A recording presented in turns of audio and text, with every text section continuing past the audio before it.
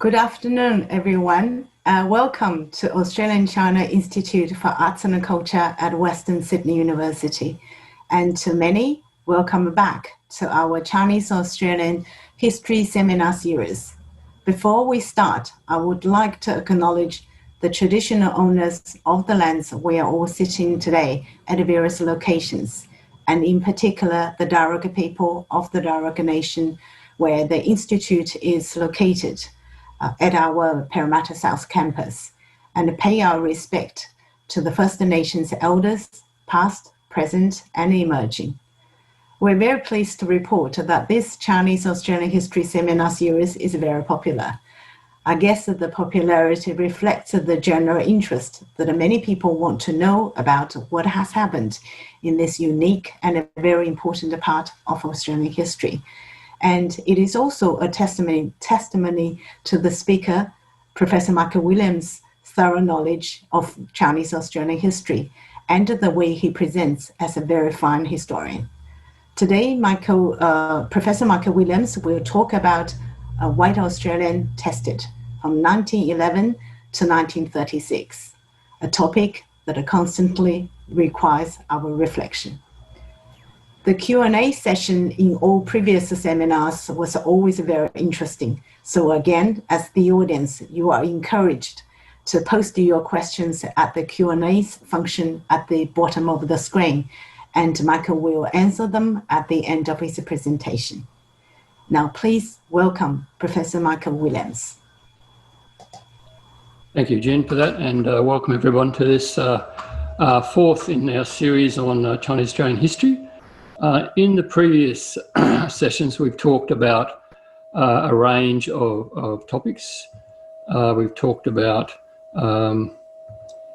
Chinese Australian involvement in the discovery of Australia. We've talked about gold. We've talked about artisans and merchants. And last session, we talked about the fall of the Qing and the creation of the Republic of China, how this influenced and was influenced by events and peoples in Australia. And so today I'll be talking about the period after 9/11, but up to this point, we've talked about a number of themes, and I want to just focus on two themes that's come out of the lectures so far. The first, of course, comes from the title of this series, a reflective history. So Chinese Australia, reflective history.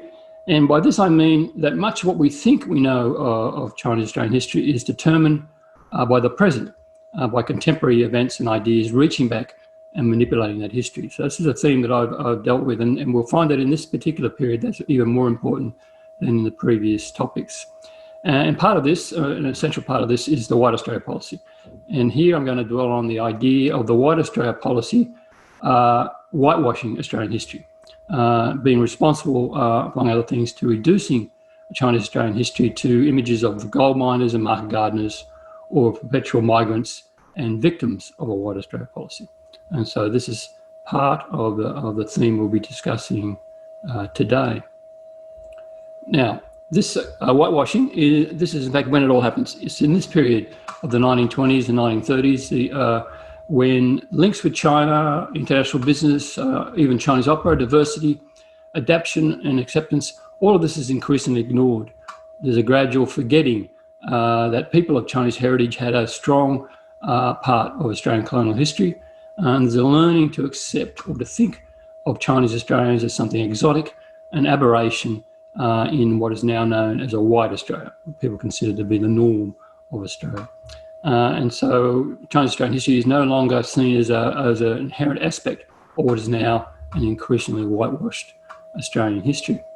And yet at the same time, it's in this period that, in fact, the proportion of Australian-born people of Chinese heritage grows to be greater than it had ever been before. This is just partly because of a decline in numbers as people return to China and new people cannot arrive as many as before as a result of the White Australia policy. And so even as Chinese Australians are kind of being squeezed out of the history, they're actually growing in terms of being Australian, at least insofar as being Australian-born.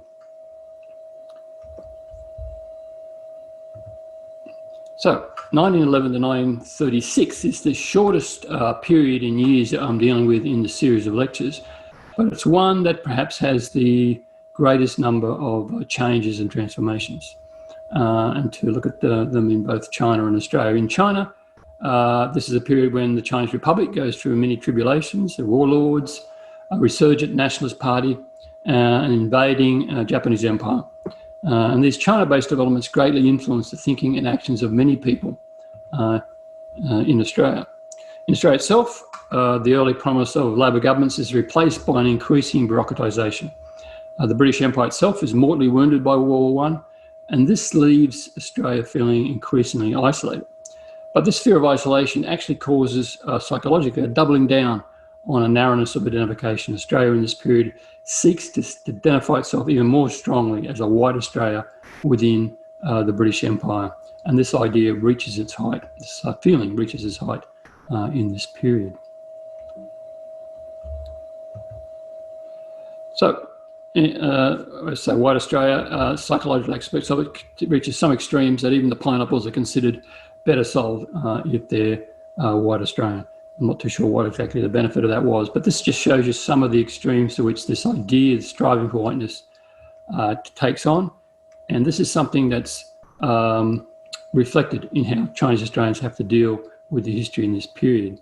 So in this lecture, I'll talk about four main themes. The first is the bureaucratisation of the white Australia policy itself. And I'll also talk about the evolution of what can be called a Huaqiao pattern. Huaqiao meaning sojourners, overseas Chinese, the idea of the pattern of life that most people who identify as Chinese Australians dealt with. And it's important to remember that although I'm separating these two things as themes, it's the interaction between these two things that makes the history in this period. It's of most significant. So I'll be dealing with them separately, but always in terms of how they interact with each other. I'll also talk a little bit about the choices people made and had, because the diversity of people can be obscured by labels. And so Chinese Australian is a label like any other, and it meant different things to different people, and not everybody who we today will identify as Chinese Australian necessarily thought of themselves in that way. And finally, I'll talk a little bit about the ongoing theme of the reflections, and how I'll give an example of how this period of history is being shaped by our contemporary perspectives and concerns.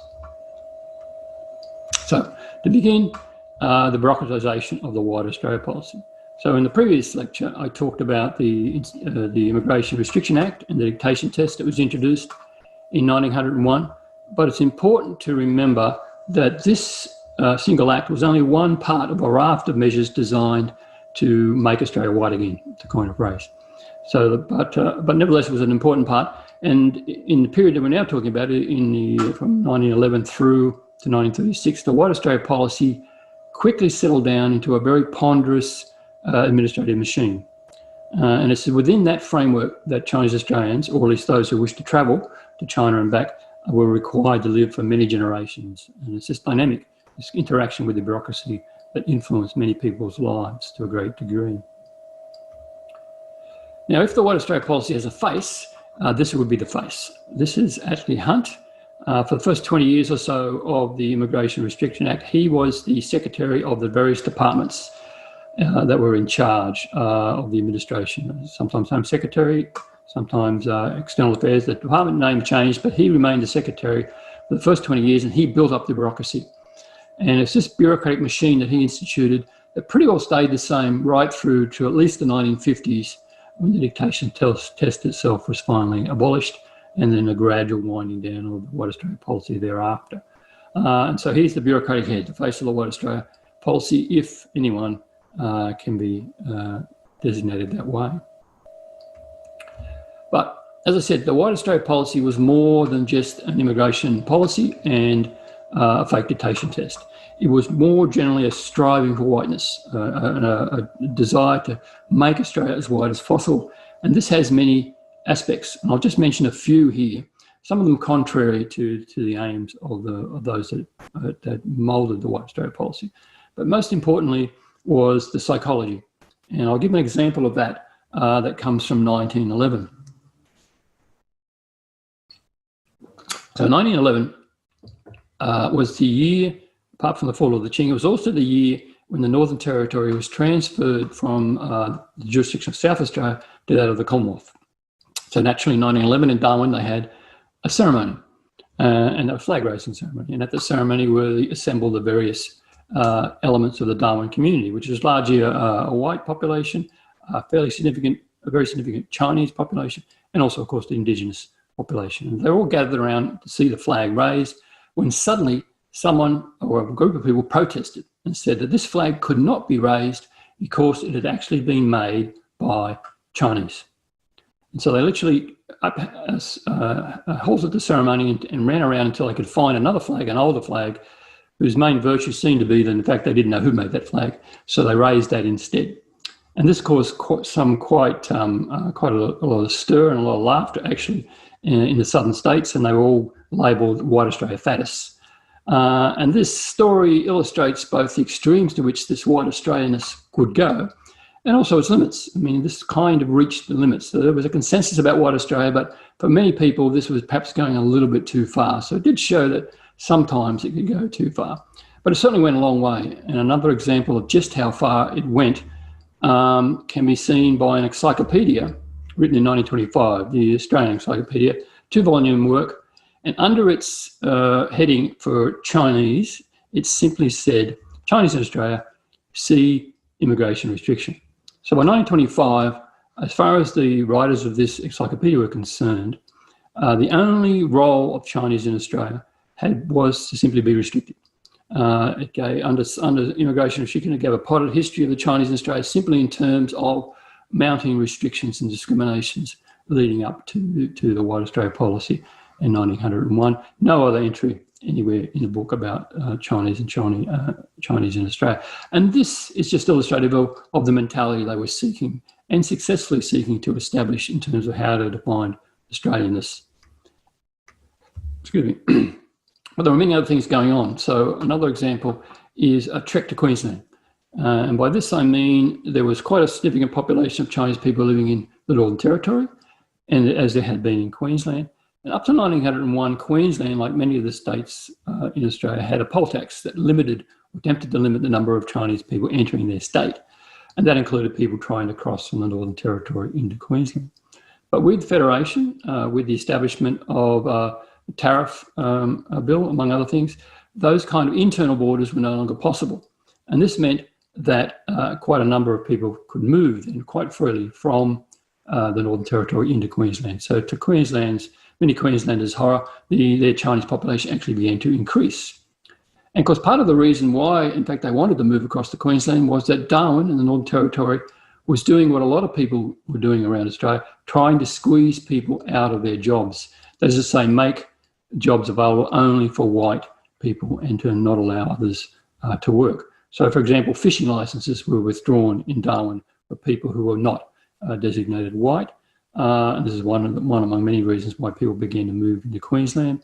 In Queensland itself, corn growing in Atherton was dominated by Chinese Australians. And this, again, there was many efforts made over a number of years to squeeze them out of that industry.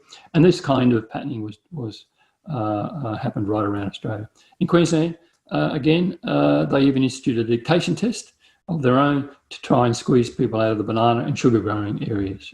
This was designed to stop not only Chinese, but also people of South Sea Islander heritage from growing or making a profit. They could work for a wage, but they weren't allowed to make a profit by growing their own crops.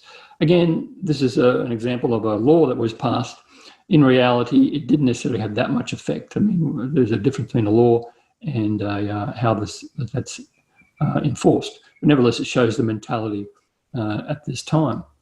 And it's also interesting to consider the exceptions to this rule, and we'll talk more about how this develops over time.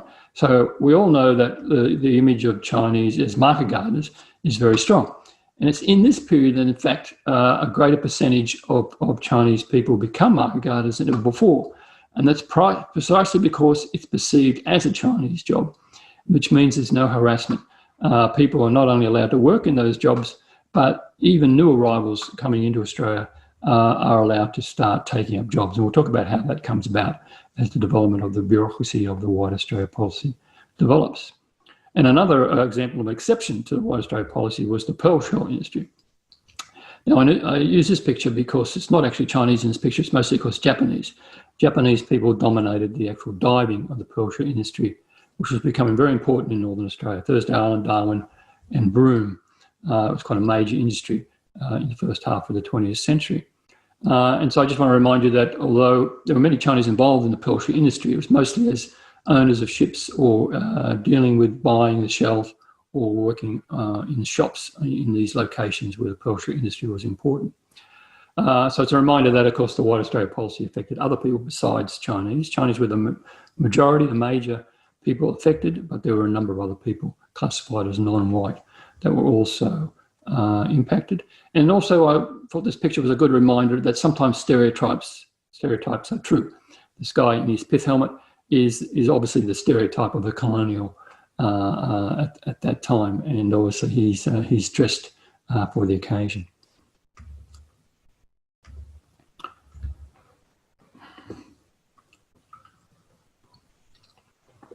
So despite all these other aspects of the White Australia policy, and there were quite a number of them, the main mechanism was nevertheless the Immigration Restriction Act and the dictation test. And it's important to realise that one of the reasons why it was became so bureaucratic is because it was continually modified. And it was continually modified in order to adjust to a continual pushing that went on, mainly from the Chinese community, not exclusively, but very largely from the Chinese community. It was continually pushing back and trying to get to fight against these restrictions. And they did this in a number of ways.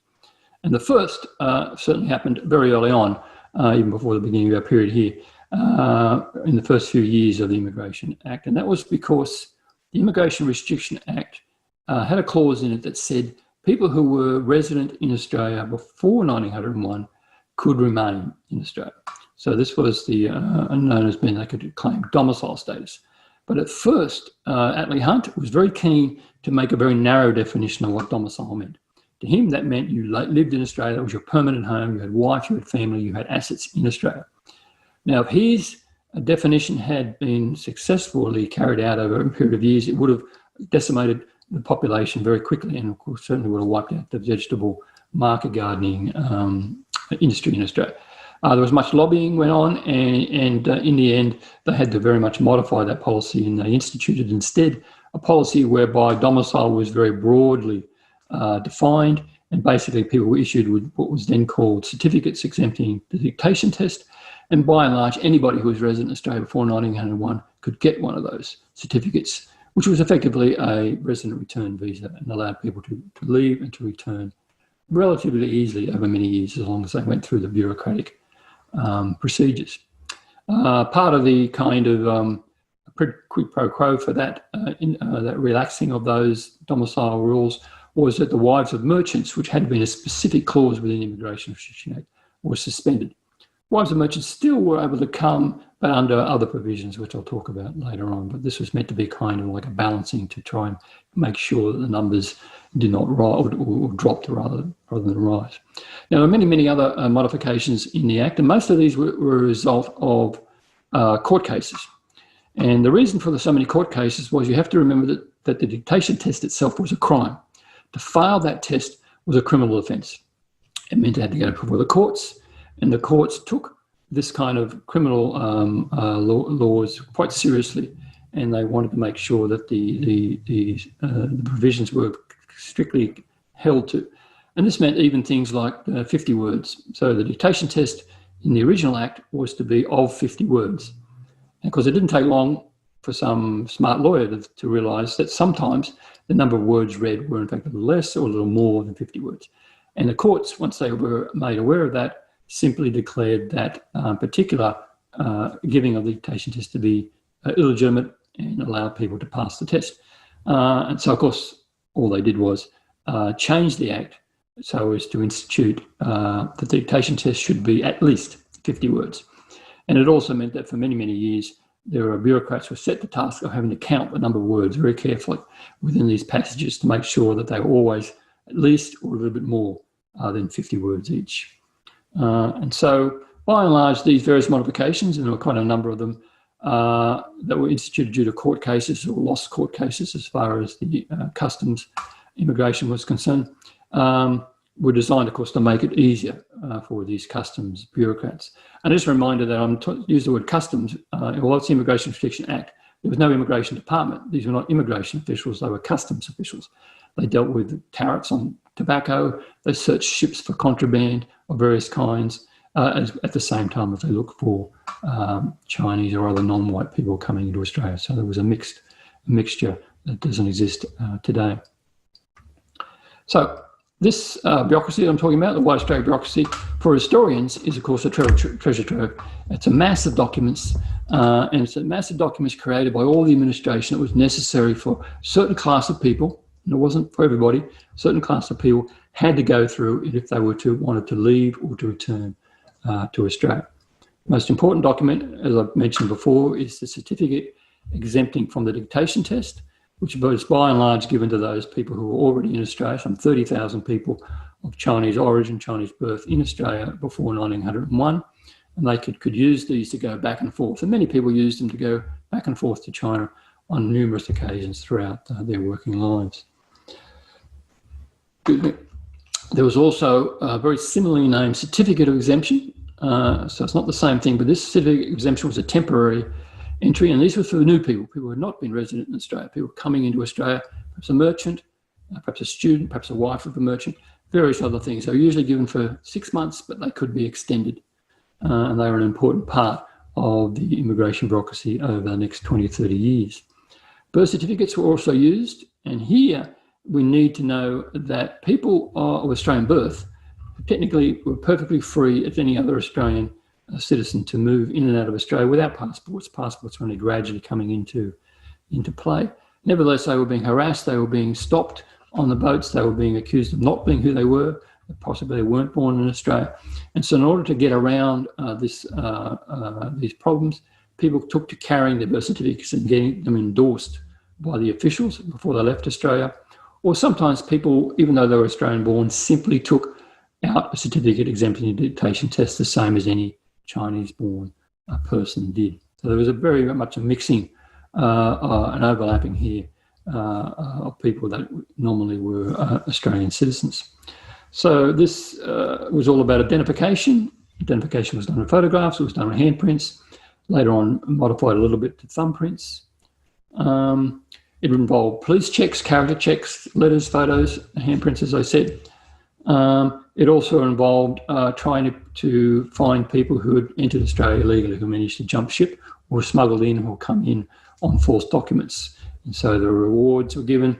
Of course, when you have a reward, £10 being a reasonably substantial amount of money, you also had what can be seen as dob-in letters. Letters were commonly written in the files, often scribbled on little bits of paper, saying things like, if you look at the ship that docks in Melbourne tonight or next week, there'll be 10 people hidden away in the cargo. And these letters were often written by rival smuggling gangs. So they had different groups and they were trying to sabotage the efforts of another group, because it's all, of course, a money-making proposition. And so the customs often relied on these kind of informants, and that's why they often paid their money. Now, as the bureaucracy developed, there was also categorizations of people. So the substitutes, assistants, students were three of the major categories. And what happened was that as people wanted to enter Australia, various jobs were categorized as Chinese, and you could substitute. You could say you wanted to go away for a number of years back to China. You could bring in someone to look after your business, or if you needed assistance. And increasingly, people also began to bring in their children to study, almost always males, and they would study, sometimes often elite schools. And so quite a whole class of people were educated in Australia in this period as well. And very often got good educations and then went off and used those educations to work in Hong Kong and Shanghai. And we'll talk more about that also a little bit later. So all of this, reports, investigations, trials, and massive documents that allows people to really see what was going on in this period of time.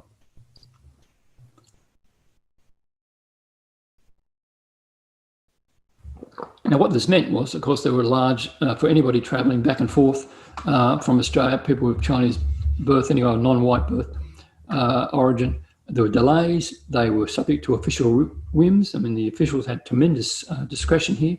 There was political interference as well. Very often bribes, dob-ins, as I said, interpreters had to be used. People spent time in jail. People often had to pay bonds. So rather than spending time in jail, if it was a case of being identified, which could take some time, you could pay £100 bond and then be let off the ship and wait until your case was heard, and then the bond could be returned once it was determined you were who you said you were. People, of course, had to return. We often kept on the ship and had to return back to Hong Kong. There were ships musters whenever the ship stocked in port, ship searches, and raids on market gardens in particular, as customs officials began to look for people who had supposedly entered Australia illegally. So all of this meant two major social implications for people in Australia. First off, most obviously, that basically Chinese Australians were second-class citizens. Regardless of whether they're Australian born or not, they were subject to these restraints, these restrictions, and this control of officialdom and the need to go through a kind of bureaucratic procedures that other Australians simply did not have to do. And this lasted, say, for many generations, right through from 1901 through to the 1950s and beyond. And there's also this increasing ghettoisation of occupations. So as I said, we have the stereotype of Chinese as market gardeners. It's in this period of time that begins to become a reality because certain jobs are recognised as being Chinese, and so people were restricted to working in those jobs. Market gardens, various Chinese stores in the Chinatowns, cafes later on. And the irony of this is that this led to a certain level of exploitation, as you might expect. People who are come to Australia have limited jobs means that they can't easily leave those jobs, or if they owe money because they've been smuggled in or their fare has been paid in some other way, they're needing to work for an employer who can, of course, then exploit them to a certain degree. And the irony of this is that this was precisely what the Labor Party and the Australian working class said that why they wanted to institute the White Australia policy in the first place. It was to simply say, well, Chinese are going to work cheaply. We can't have them. They're not fair. And that they work and compete on a cheaper level with other workers. And yet here, the very bureaucracy of the White Australia policy is in fact creating the conditions for labour exploitation and forcing people to work cheaper than they might otherwise have wanted to do. So all of this, of course, generated a certain amount of what you can call resistance. And at first there was much political lobbying, particularly by prominent merchants, Chinese merchants in Australia. They lobbied to get things changed, lobbied for the domicile status to be relaxed, lobbied for merchants, for wives to come, lobbied for a variety of things. Over a period of time, this lobbying was mainly done, officially at least, by Chinese consuls. So the Republic of China sent a number of consuls, and they tried very hard to make things easier for their citizens, and very often they found themselves also having to take care of Australian citizens as well, something they pointed out on many occasions, that they in fact were dealing with all people of Chinese heritage regardless of their birth or nationality. Another form of resistance was, of course, smuggling and forging of documents. These documents are, of course, easy for people to substitute, to try and bring in people and claim Australian birth or previous domicile. And of course, this led to greater inspections, even more documents, more mustering of passengers. All the kind of bureaucracy was intensified in order to play the game, as it were, between Chinese Australians and white bureaucracy. More raids on market gardens, and as a result, officials were given increasing powers to institute and to enforce this administration. And on occasions, there was quite a deal of public sympathy. Despite the consensus of the White Australia policy, in individual cases, particularly wives with children or other people who had simply become part of the community over many years, attempts by the bureaucrats to expel people often resulted in very sympathetic hearings in the newspapers and the public domain, a contradiction that officials always had to deal with then, as they do sometimes today.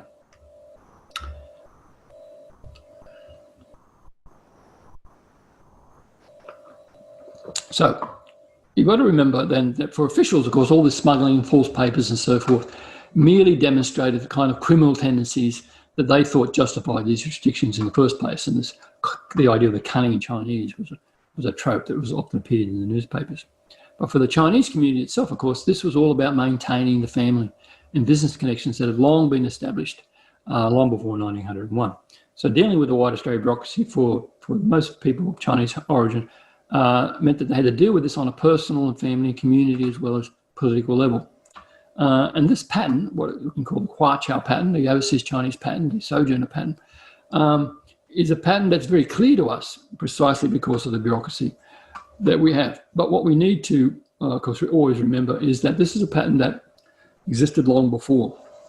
So we should look at the pattern in terms of its continuity, in terms of its evolution, and in terms of its growth. And we'll look at these three aspects, but also we need to look at what the pattern was to some extent, particularly as it affected the villagers in China, women, and also how it was affected by the decline in numbers. Because over this period is the greatest decline in numbers of the overall Chinese Australian population since Chinese began to arrive in Australia from the Gold Rush period.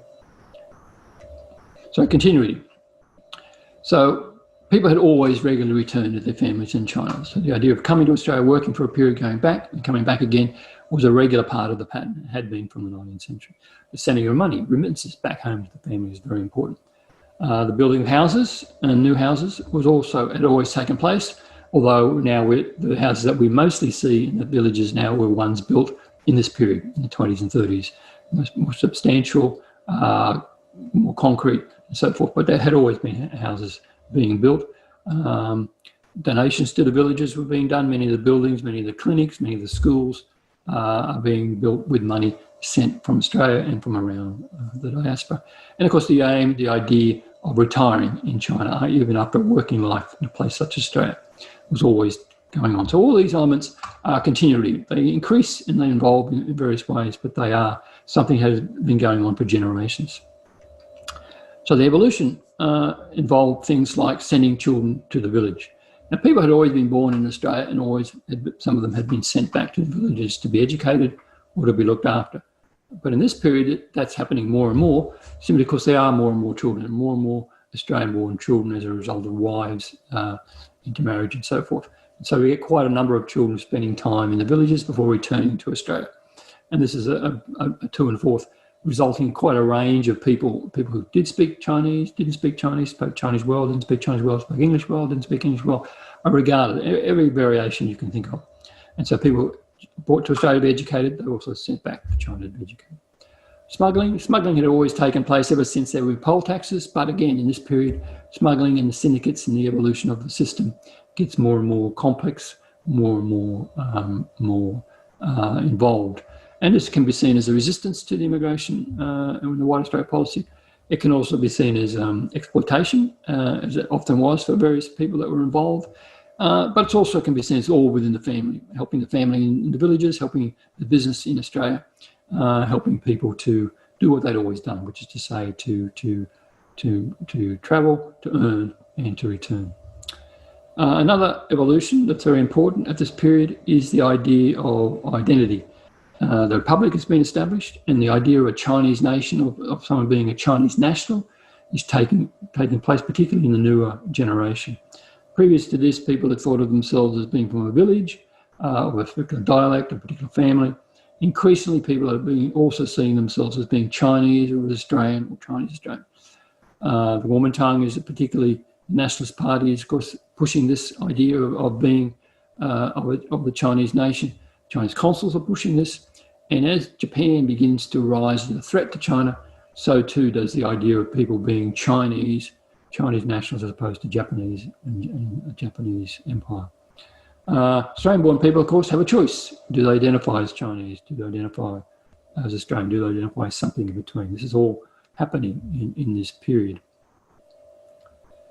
Now, before I move on, I just want to explain then, of course, just to identify why people wanted to come to Australia. You can see here's a table that I've converted to Mexican dollars. So it's all earnings per month in Mexican dollars, the currency of China at the time. And you can see in the 1930s, the potential earnings or market garner is quite substantial compared to, say, a teacher back in China. And so, of course, the incentive to earn in Australia, particularly when southern China is going through political and social disruptions, bandits and various other disruptions, is quite high.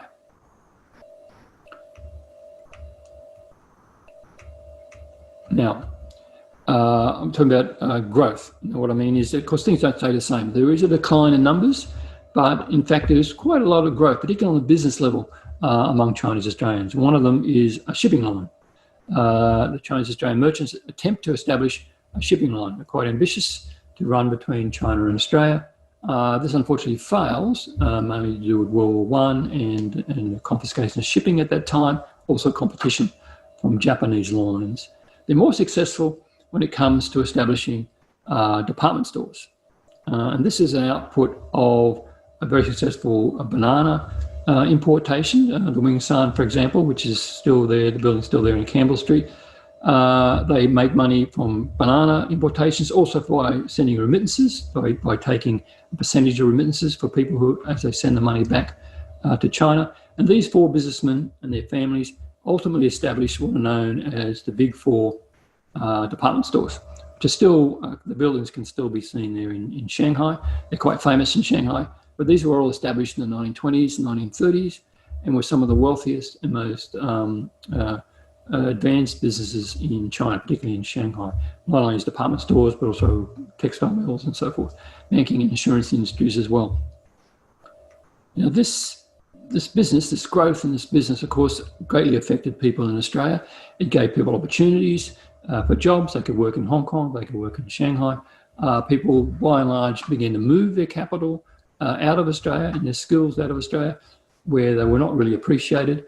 Branches of these stores did remain in Australia, but they tended to be small branches in comparison to what was happening in China, particularly Hong Kong and Shanghai.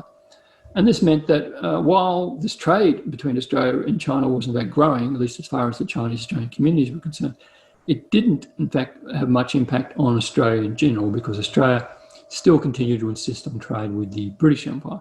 And even during the Depression, when it tried desperately to increase trade with China, really couldn't get beyond dealing with the white enclaves in Shanghai, and never really was able to establish good trade relations. It never really tried to work with its own Chinese Australian community to establish this.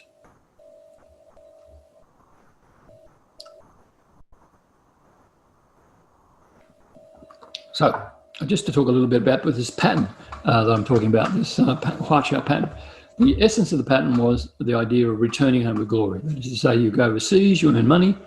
Again, it could be Australia, it could be Hawaii, it could be California, it could be Peru. Many places around the world, you earn your money, and then when you return with glory. You return with money to show how successful you are. And that means strong interaction with the villagers. And this could take place on a number of levels. Obviously with the family, helping the family build new houses and educate children. This is very important. But also building things, consumerism. One of the more prominent buildings built right throughout southern China were the Daliao, these tower houses. They varied in their style right around the districts, depending on where people were from. But the idea was they were, in a sense, they would affect defensive structures designed to, in fact, protect a wealthy person from bandit attacks. Hence, they kind of look a little bit like fortifications. But in reality, they were, of course, also the displays of wealth. They were, of course, telling bandits, this is where we are. We are very wealthy. So a little bit of a contradictory messages being sent there, but nevertheless very important, and just a very illustrative aspect of the pattern. People also spend a lot of money on schools, and these are modern schools designed to teach modern education and to encourage China and people in the villages to get the best education they could in order to benefit their society. And this also meant, of course, a strong interaction, as I've said before, with the colonial aspects of China, which particularly was Shanghai and Hong Kong. And there, people who had an education in these schools in the villages or in Australia and elsewhere could go there to get jobs, prestige jobs, jobs that were in between jobs that were modern, often working for European firms and businesses, quite wealthy, and which involved their ability to deal with both a European and a Chinese world. At the same time that this growth is going on, this interaction, this intensity of action, this movement of capital and so forth is going on, there's of course a decline in numbers. And this is particularly so because as the aging, or now mainly market gardeners, aging market gardeners, those that have been in Australia since before 1901, age and return, and they're not replaced. And so the pool of people in Australia begins to get smaller and smaller and smaller, particularly if those are going back to live in China by and large. Now, one interesting aspect that we need to look at is the role of women. So I've mentioned before that there were women, of course, many people marrying Chinese men in Australia, many Australian-born children as a result of that, because most women were still back in the villages. That is to say, wives who always stayed in the villages. These were the women that the money was being sent to. These were women that were being visited regularly by people when they went back home. And of course, women in that role were changing. They were changing because China was changing. Modernity meant that women should be freer, more equal. But it also meant that they were controlled. They were getting the money. They were educating the children. They were investing the money. They were buying the rice land. And this, of course, as you can imagine, meant some resentment on the part of men. And this is one interesting account of women.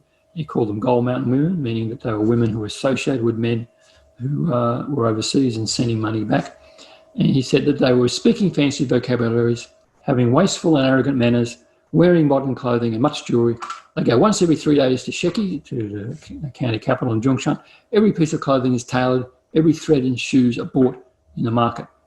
And this is because, of course, there's a tremendous consumerism going on here. The money is mainly coming from overseas. It's coming into the villages. They're not producing things. They're buying things. They're using the money to buy things. And the women are in control. They have to go to the markets because there is no one else to go for them. They're in control while the men, their fathers, their husbands, their sons are away.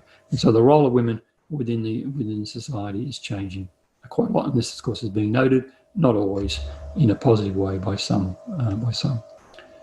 So we need to look at the numbers to some extent. So these numbers are based on analysis of New South Wales figures. In Australia, there had been originally some 30,000 people of China-born people in Australia before 1901, and this declined to less than 10,000 by the end of this period, the 1930s. In New South Wales, I've done an analysis of the certificates of exemption and can give you a bit of a breakdown of the exact figures. So there were some 10,000 Chinese people in New South Wales in 1901, and we know that 4,800 of them took out certificates of exemption from the dictation test but did not return to Australia. So these are certificates that were never brought back. So that number of people left Australia at some point and never returned. We also know there's some 2,000 Chinese burials in Sydney. And we also know that by about 1947, there was less than 2,000 people living in New South Wales who had been in Australia since 1901. So that means, on a conservative estimate, some 60% of the pre-1901 generation returned to their villages on a permanent basis to retire, whatever. And the men, about half of the rest died in Sydney and another half remained until they've advanced old age. Now, that, of course, means a decline in numbers, but within that decline, there is some renewal going on. And as I've emphasised before, there is an increasing number of Australian-born Chinese. So although the numbers are falling, more and more people are actually being born and continue to identify themselves, although we don't know exactly the percentage, identify themselves as part of that Chinese-Australian community. There's also the numbers coming into Australia under certificates of exemption. So between 1902 and 1946, some 6,400 people from China enter Australia. And some 2,200 of them or more actually managed to stay pretty much right through to the 1950s. That is, they stay until changes in citizenship laws allow them to take out citizenship and to stay in Australia permanently. So that's a remarkable 1 in 3 managed to convert their temporary residency into something a bit more permanent. And they managed to do this by continually extending those certificates of exemption. And of course, all this changes in the 1930s, late 1930s with the war, and refugee numbers begin to boost numbers again. And I'll talk about that, of course, in the next lecture when we cover the period of World War II. But up until the 1930s, then you've got overall decline, but some renewal and some continuation of the community based on both people being born in Australia and some people managing to come and remain under various circumstances.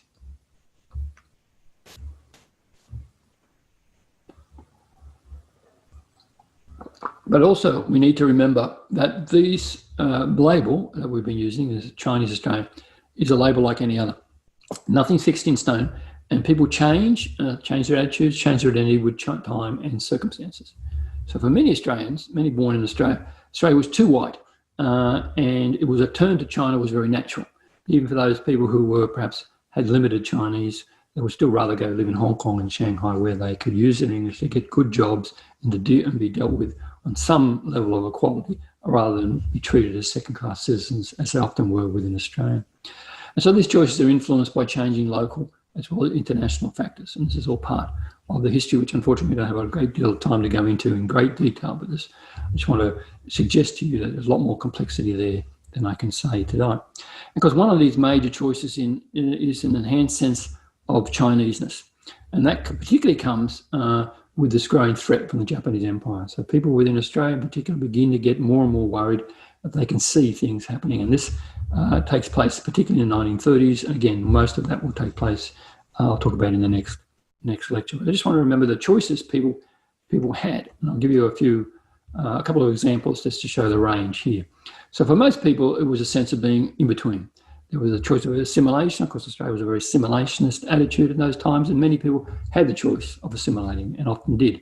And in this period, some people changed their names. Some people stopped telling their children that their grandfather or great-grandfather had once been Chinese. And many people now are looking at their family history and realising for the first time that they actually do have Chinese ancestors. It often depended on the language, whether you were able to learn the language. Some people did, some people didn't. Some people just were monolinguals.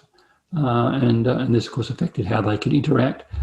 Of course, it depended on who you married, what dialect you were. People were still identifying by dialect, and it's often influenced who people married or didn't marry. Now, it's interesting to look at one of the designations that the Chinese Residents of Australian Association used. So in 1931, this was a merchants' association, one of the early associations that was beginning to trying to warn Australia about the dangers from the Japanese Empire. And these were merchants that had been born in Australia, but they'd lived in Australia for many, many years, most of their working life. But they still designated themselves as guests. They considered themselves to be guests or felt constrained to consider themselves as guests within Australia. But what about people who were born in Australia, such as Vivian Chow? Now, Vivian Chow, I'm going to use him as one example. Was Australian born in Lismore, grew up in Lismore. His father had been a very successful merchant, and he was a writer. He grew up writing better in English. He couldn't really converse in Chinese very well. And he wrote a short story called What Happened to Riley. Now, this short story, which can be seen to be actually the first piece of Chinese Australian literature written in English. Previously, I've talked about The Poison of Polygamy, which was written by a Chinese-born person who came to Australia. His family had been involved in Australia for a long time, who wrote in Chinese. This one, on the other hand, is written in English by an Australian-born Chinese. And I'm going to talk a little bit about the story, and it's a spoiler alert, so if you want to read the story for yourself, then you should mute for the next 2 minutes. But basically, the interest of this story is that it's set in China. It's set during in the Chinese warlord army in the north, and there's two people meet, a Chinese intelligence officer of the army and a British spy. British spy is arrested, and they're brought together. And in their discussion, it turns out that both these men are Australians. One is a Chinese Australian born in Australia. The other is also born in Australia, but typically at that time had considered himself to be British. When he's left outside Australia, he would have been considered a British subject. So the two have a confrontation, and in the confrontation, the Chinese Australian kills the British heritage Australian. It's a duel rather than a straight-up murder, but nevertheless, he kills him with animosity. And the reason for that is very interesting. He tells in the story an account, which I'm assuming is something that did actually happen to Vivian Chow. That is to say, he tells the story of having grown up in Australia, felt himself to be quite comfortable in Australia, until such time as he fell in love with a white girl. And then was shocked and horrified to find that the father of that white girl was never, under any circumstances, going to allow his daughter to marry someone of Chinese descent. And this greatly hurt and antagonised the protagonist in the story, and my assumption is Vivian Chow as well. And so Vivian expressed his hostility in a quite interesting way. One passage I'll read to you. It's in the What Happened to Riley. The world wants only one sort of Chinese, a humble, meek, ignorant fellow, soaked with opium and mad upon gambling. A clean-minded, clean-bodied, active-brained Chinese spells the doom of white world dominion, and that the white men have been clever enough to realise. So, to me, this is an example of some of what's happening. I mean, you've got Chinese Australians are making choices, and we don't often hear about the choice to simply chuck it all in and be hostile, and to realise that this is an oppression that's going on. This racism is not to be borne. We kind of, our sources don't allow us to see what's going on. We get too much of the polite toleration of a level of racism that today we would find quite intolerable. Now, I'm going to find this is the fourth theme that I want to talk about, this like reflections. I want to discuss then how contemporary perspectives changing the history. I've mentioned this before in other examples about Amoy, Laming Flat and other things, how our influences of the present influence our view of the history. Here, I'm going to talk about there's two main perspectives that I think people have today when they look back on the history. One is to see Chinese Australians as hardworking victims, and the other to see them as Australian nationalists. Now, the first emphasises both discrimination, but also perseverance and success of individuals and families. And of course, it's very popular with family history researchers to discover an ancestor who was a successful merchant or established a family, and to realise that they did this under hard circumstances of racism and other discrimination. And naturally, you want to promote this as being part of the stereotype of how hardworking Chinese Australians are. But it's not the whole story. It's just part of the story, and it's a good part of the story, not to be denied. But you've got to look at things in a broader way if you want to see the whole picture. The other thing that's become more popular has been a focus on Anzacs and to identify people of Chinese heritage in their national service. Again, a very worthwhile thing to do, but something that's not quite the full story. So I'll just talk about one example, just to give you an idea of what I mean. Much has been made of Billy Singh, who was a famous sniper during World War I, well known at the time. Obviously of Chinese descent. His father was from China, and he's been promoted recently as a good example of a Chinese Anzac, as he is, and a new memorial has been built for him in the cemetery.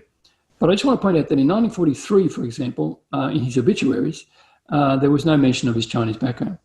Now, you can take that for what it means. It means that they didn't want to mention it, but they knew about it. They didn't care. He didn't identify as Chinese. Who knows? But just pointing out that that was not considered something to be played upon in 1943. In modern accounts, which does, of course, emphasise his Chinese background, there's no mention, or very rarely is there mention, of his union background. Billy Singh was a very strong unionist. He was the kind of person who gave out how to vote Labor Party, how to vote for the Labor Party at elections and so forth. The union was very strongly represented at his funeral in 1943.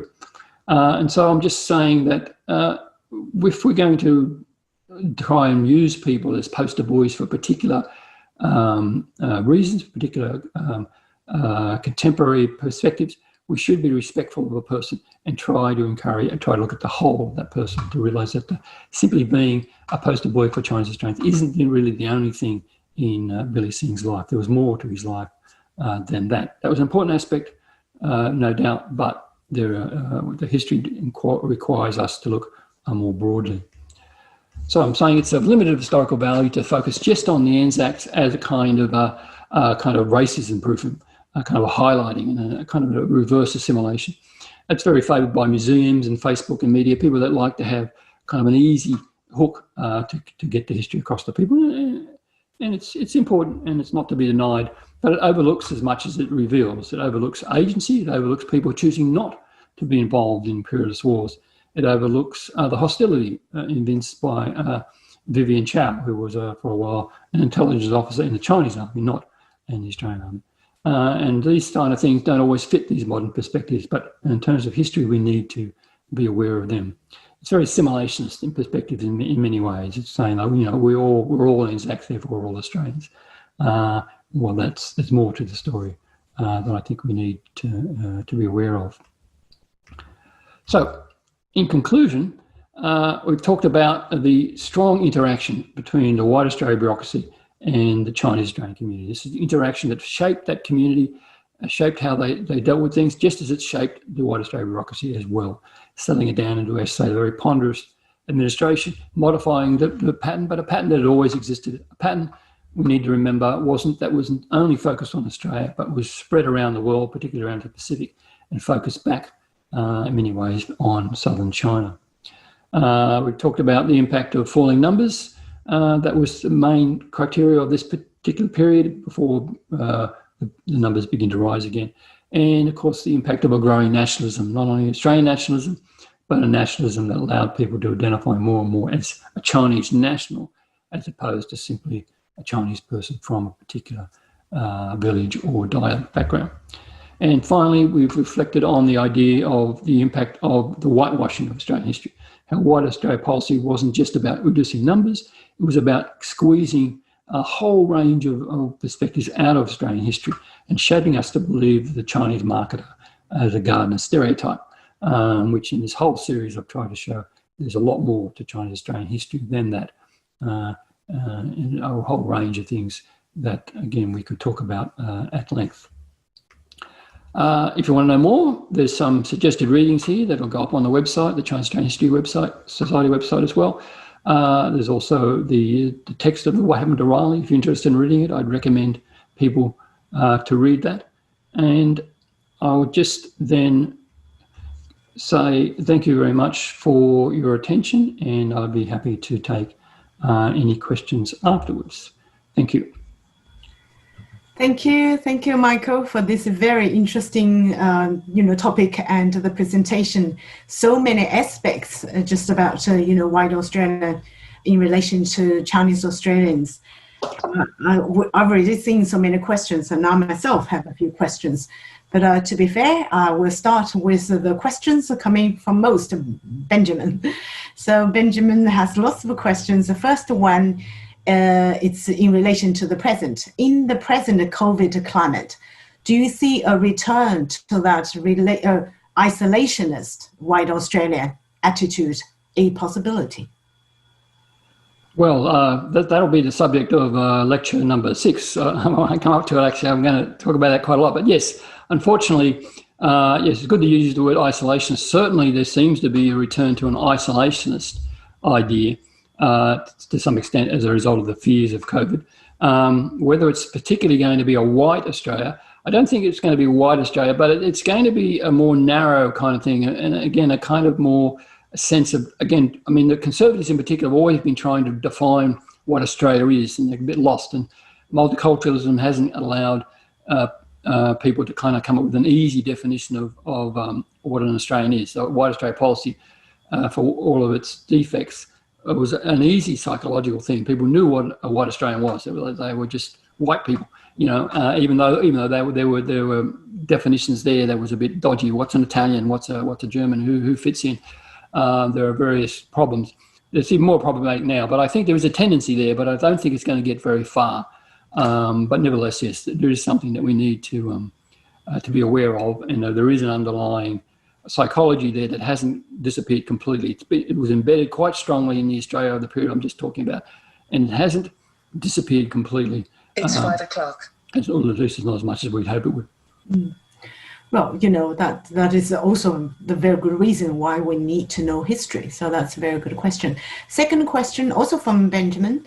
I had ancestors who occasionally traveled back to China, including one who may not have been able to return to China without finding a substitute to run their shop. What were the restrictions they had on how often they could travel and for how long each period?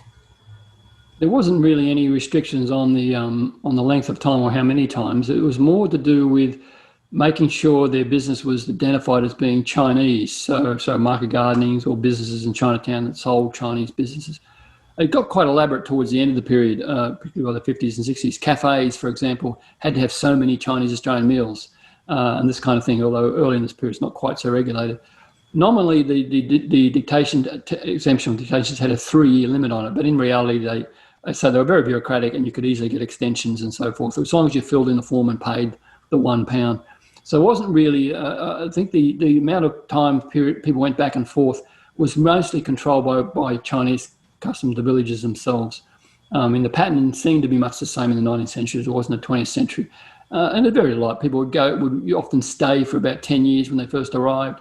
That was about the time it took to save money and to send enough money back to allow your parents to find you a wife. And then you went back, got married. And then once you were married, you'd go back every 2 or 3 years. And usually you'd stay in China long enough to make sure that your wife got pregnant. And as soon as she was pregnant, then you'd leave again. I mean, for some people, that pattern is very regular. But of course, there's all kinds of exceptions to the pattern. It wasn't really imposed that much by the bureaucracy, not in Australia anyway, despite what they sometimes would have on the forms. It was more about as long as you had sufficient turnover in your business, or that your business was identified as Chinese in some sense, and therefore you get a substitute. You couldn't get a substitute if the business had nothing to do with Chinese, what was defined as Chinese business. The next question concerning that the wives of merchants were not allowed to return. My question is like the children were involved as well, included. And the question is when the restrictions were lifted. Well, again, that's not an easy question. There was no ban. There was no blanket ban on wives or children. It was all a case by case. So there was originally in the legislation allowance specifically for wives of merchants, and that was suspended. But people could always come on a certificate of exemption. And so many wives did come and many children did come, but they were always allowed to come temporarily. And as I said, sometimes people were able to weave that into extending their say. Same with students. People come as a student, you were supposed to go when your studies were finished, but then you could extend those studies or maybe get a job and become an assistant or a substitute yourself. I mean, many people managed to extend these things. So it's not right. It's not possible to say there was a ban that was lifted at some point. I mean, certainly as the wider stroke policy is gradually relaxed, then there's more and more people are allowed to come in. And there is a point at which being married, so what happened was that if you were married to a person who was an Australian citizen, a woman would lose her citizenship. So that was a particular law. So women lost their citizenship, which meant that their children, if they were born overseas, then weren't considered to be Australian either. But there were all kinds of inconsistencies there. It's very hard to say there was a ban that was lifted at any particular case. There's always cases of people coming in, recognition of Australian birth, recognition of white wives as opposed to white mothers. I mean, it really depended on, there's a huge amount of discretion, and there's a lot of inconsistency in the files. So you can look at two files and you think the cases seem to be exactly the same. In one case, the wife was allowed in or the children are allowed in. In another case, they're not.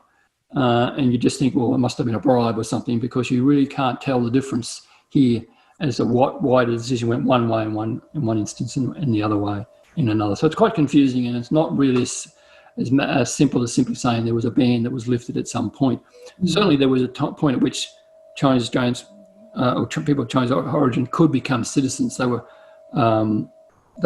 happened very definitely in the 1950s. And then there was a change where women didn't lose their citizenship when they married someone of non-Australian birth, or they could get it back. And that happened gradually in the 1940s. In relation to that, was it common for children and relatives of certificate of exemption holders to be able to stay in Australia, for example, for education purpose? Was it common? Well, if they were born in Australia, then they could stay as long as they were simply Australians by birth. It wasn't a huge number. There were significant numbers. The number of students that came, so children born in the villages that were then brought to study in Australia, there were hundreds of them. So I haven't really worked out the percentage. It's hard to say, but there were quite a significant number of people who did do that. I mean, education was always very important. I mean, you could obviously send your children to be educated in the village school, and some villages had quite good schools. Other people would send their children to be educated in Guangdong or in Hong Kong, perhaps, but others would bring them to Australia. Sometimes they would go to a school that was really kind of like a visa school, a school where the amount of education was nominal, and really they were skiving off and working in the garden. So you had that kind of level of education. But you also had people going to quite expensive schools in Sydney and Melbourne and being educated quite well, and then returning to China. So it's hard to say exactly what percentage, but it was a significant number. would bring their children to be educated, yes. Next question, were some of them Chinese exempted from fingerprinting? And if so, what did it signify? Well, that was a dispute that went on for quite a number of years. So the Chinese consuls in particular were involved in that.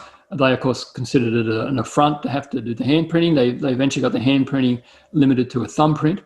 And then gradually they were able to get exemptions for merchants, or they began to use this term, the superior class. So if you were of a superior class, then you didn't have to have thumbprints, or then passports became more common. And so if you had a passport, a nice official document issued by the Republic of China, then you started to be exempted from that kind of situation. So gradually it got lessened and lessened. But again, it was a case-by-case basis. But there was, by the 1930s, merchants and superior class people were exempted. But by that stage, they were mostly using passports to come in and out rather than just fronting up and hoping to be identified. But people on certificate of exemption, they continued to be have photographs right through the period. And I forget now when fingerprints were gradually stopped being used by the 1940s, I think. Why did some Australian-born Chinese get a certificate of exemption? Well, I mean, because this was a very race-based policy, and there was officials.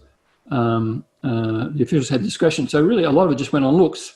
So if you fronted up on a ship, if you decided to go to visit your grandmother in China, and you were born in Australia and you decided to go visit your grandmother in China and you came back and you looked Chinese, you were simply treated as a Chinese person. And the idea that you were Australian, I mean, the officials knew, of course, there were Australian-born Chinese people, but basically you were harassed, and there was a presumption that probably you weren't who you said you were. Particularly if your English wasn't perfect or you spoke with an accent. And sometimes people went back to China when they were quite young and would return to Australia when they were a bit older. And by that stage, they'd either forgotten their English or their English wasn't very good. And so for them to claim they were Australian-born caused difficulties. So to get around, it was just purely a bureaucratic convenience. To get around that, it was easier for them to simply apply for a certificate of exemption, which technically they shouldn't have done. I mean, they weren't really legally, that wasn't legally part of the act any more than endorsing birth certificates. But this was the bureaucracy kind of making do and trying to make the system work.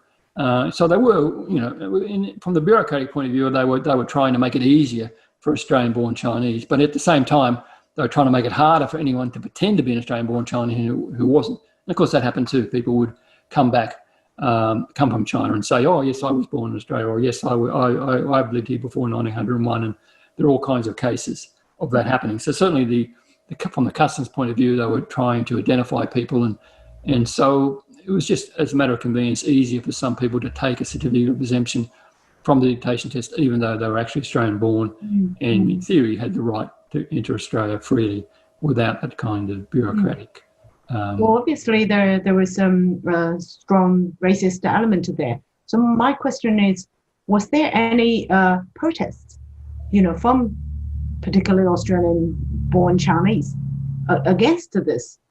No, most of the protests seem to come from the Chinese consul and the Nationalist Party. Admittedly, I mean, it's hard to know when I say that. That doesn't mean there weren't Australian-born Chinese behind that thing, but they were using the Chinese consul as their main as their tool. I mean, they were certainly supporting the Chinese consul and giving him information and so forth. So I think there are plenty of Australian-born people protesting, but they didn't often do it directly as a protest. Any kind of formal protest, any kind of letters to the ministers, any kind of confrontation. A couple of confrontations happened at the various ports. Were usually done by the China consul or people who he was working with at the time. So that's why I pointed to the Vivian Chow letter, because he was an Australian-born person who expressed his hostility quite strongly in that writings. But you don't see that very often at the port. There were a couple of people, some merchant people who made a protest to make that, but mainly that was a class protest of being treated, like these market gardeners. There was a big class distinction. So a Chinese merchant who was quite wealthy expected to be treated differently. But nevertheless, they went through the procedure and they got the certificates the same as everybody else. But they didn't expect to be treated quite as badly as, say, a market gardener who was classified as the vegetable class of Chinaman, which was a phrase that was used by some customs people. So class is very important as well, as much as race. But certainly a look was enough to get you. I mean, certainly, if you look Chinese, then you were mustered. I mean, what happened was when the ship came to port, everybody who looked Chinese had to stand in a group and be inspected. That was the minimum thing that happened. There was no exception to that. And you knew that, if somebody else, a white passenger on that boat, wasn't being subjected to that at all. But people didn't protest. There were no kind of formal protests on that level. These kind of things happen over many, many years. I guess people become to tolerate it. They realise this is the procedure. People's tolerance of some of this behaviour was quite high. From looking at it from a modern perspective, anyhow, you wonder why people put up with this, but they did. I mean, from modern perspective, of course. Yeah, it's really interesting. Next, a question from Harry. For these Chinese came to Australia before 1901 during the gold rush. Have any research able to find what kind of arrangements that they may have before they arrive, such as a contract with agents or owner of a gold mining company in Australia, or any sort of like that? Well, first thing, remember the ones that were here before 1901, they were subject to the Act, weren't gold miners. They'd come long after the gold rush. They were people who'd come to work and to do business, to be market gardeners, to work on a variety of jobs and positions. Relatively few of them would have been. The gold mining period had finished a generation before. These might have been the sons or grandsons of gold miners. So they'd come to Australia to do a variety of things. Tin mining, of course, was one of them. Work scrub cutters, to work as merchants, to take up businesses. So there were a variety of people. But people who were poorer, people who couldn't afford it, would often come, and I mentioned this in previous lectures, as a kind of credit ticket. And even when they're being smuggled in the 20th century, it's a similar kind of thing. Your money, your cost of passage to arrive in Australia is being paid for by some wealthier person, a storekeeper maybe, or someone who owns a market garden, or perhaps a relative, a wealthier relative, and they're paying for you to arrive. They're paying for you to get on the boat, to come, paying for any smuggling fees, or they're paying your poll tax, whatever it is, and then you have to pay them back. So the arrangements are broadly similar. It's a kind of debt, which means that you're obliged to pay it back. So you work quite hard for the first few years. That's why very often it's 10 years in Australia before people go back for their first trip back to China, because it's 10 years where you have to spend half of it paying back that debt, and then another half, this is very rough estimates, another half saving up enough money to send to your parents, who will then use it to get a good wife for you. I mean, no one's going to give their daughter to you in marriage unless you've got a good amount of money or a new house or something. And so you do all that, and then you go back and get married. So yes, this kind of credit ticket debt arrangement is probably the most likely way for people who are coming straight from the village. But of course, by late 19th century, well after the gold rush period, many of the people in the villages are returned overseas Chinese themselves, so they have a bit of money. So you're much more likely to have a relative in the village with a bit of money who can advance you the money. So you may or may not be using an agent so much, although there are plenty of agents around, but somebody who's an uncle or a cousin or a father who has already come back from overseas and has the money. And one of the things they'll lend the money for is for you, in your turn, to go overseas and carry on the tradition. Yeah.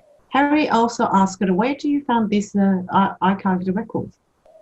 Oh well, as I said, the whole White Australia policy infrastructure, the whole bureaucracy means there's a huge amount of records in the National Archives.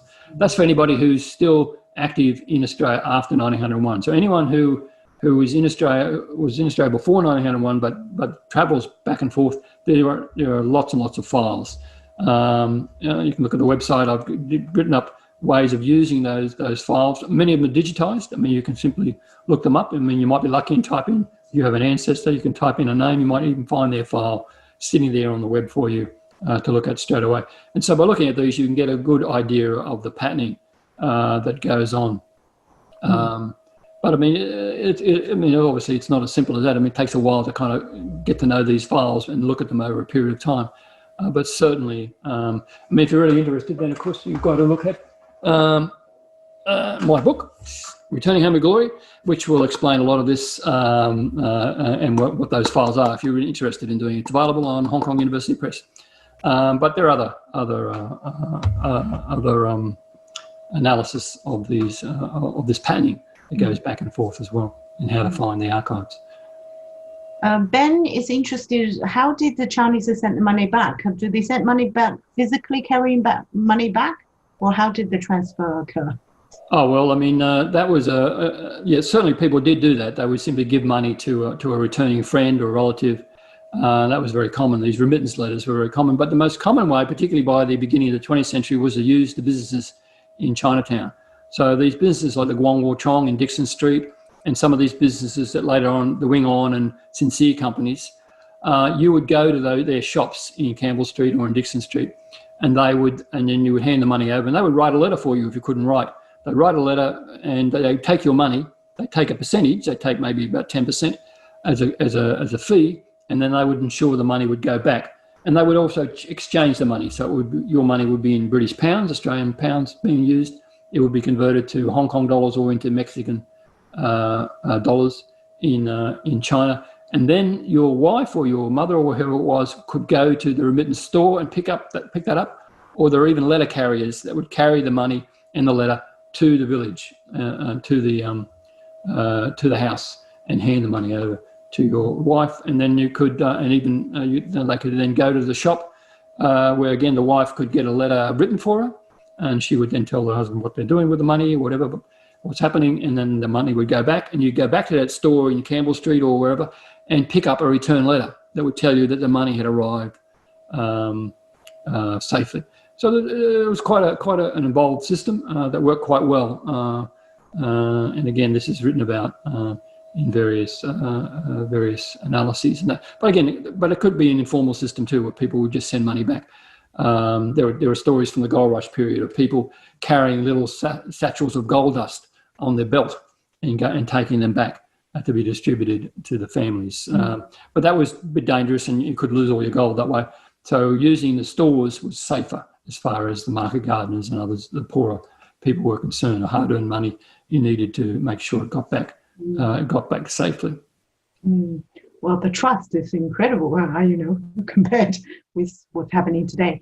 I would like to ask one question for myself. You mentioned the Huaqiao pattern, which is quite interesting, like sending money back, donating to the village and to set up schools and then return with glory, this pattern. Do you see the same pattern in other migrant groups?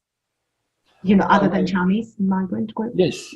Yes. I did a comparison with the Italians, and you find, and there are other migrant groups, Italians, Greeks, and others that similar patterns. The Italians was probably the closest, particularly of the late 19th, early 20th century. So a very similar pattern of people from poorer villages sending their men out to travel to work in America or Australia, returning after a number of years. But the difference was the Italians weren't so successful in re-establishing themselves in the village when they returned. So the main characteristic of the Chinese was that they could return to their village and retire there, and were accepted and became prominent people within their village. I mean, there were scandals and there were problems, of course, and things happened. But by and large, with the Italians, when they would go back with money, they weren't accepted in the village anymore. They were there was hostility, and very quickly they tended to move out of their home village and move into a bigger town, or simply return to Australia permanently and take their wives with them. So the continuing pattern that existed over so many generations is very strong within Chinese. And although there are comparisons with other migrant groups, it's not quite as strong as it is with the Chinese. Of course, Filipinos have a very strong pattern of this kind of remittance earnings in more modern times, and there are certainly other groups where there are comparisons. But I think for the Chinese, or the Southern Chinese anyway, it's certainly a very intense pattern and one that's sustained over many, many generations. Rick has a question. When talking about the Chinese Australian history, do you use Cantonese or Mandarin usage and pronunciation? Well, that's always an argument. I personally always use, well, I use characters, but I usually have a glossary at the back of the book where I give all the Cantonese